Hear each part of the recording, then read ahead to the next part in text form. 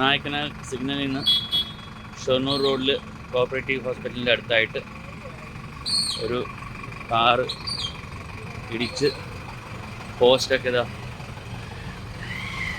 ഒരു കണ്ടീഷനിലായിട്ടുണ്ട്.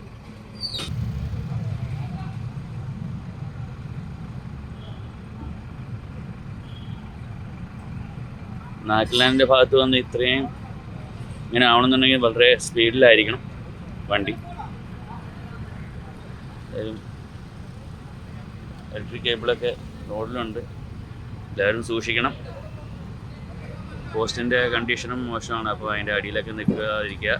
ട്രാഫിക് തൽക്കാലം ഇവിടെ ബ്ലോക്ക് ചെയ്തിട്ടുണ്ട്. നായക്കനാലിൽ നിന്നും ഒരു 1/2 കിലോമീറ്ററോളം ഉള്ള ഏരിയ ട്രാഫിക് ഇപ്പോൾ ബ്ലോക്ക് ചെയ്തിട്ടുണ്ട്. ആ ഭാഗം ബ്ലോക്ക് ചെയ്തിട്ടുണ്ട്. ഇവിടെ ബ്ലോക്ക് ചെയ്തതാണ്. കുറച്ച് വണ്ടികൾ ഇവിടെ നിന്നുള്ള ഇങ്ങോട്ട് കയറി വന്ന് തിരിച്ചു പോവാണ്. കേബിളിലൊക്കെ കൂടി വണ്ടിയൊക്കെ ഇലക്ട്രിക് കേബിളിൻ്റെ ഒക്കെ കണക്ഷൻ വിട്ടിട്ടുണ്ടാവും. എങ്കിലും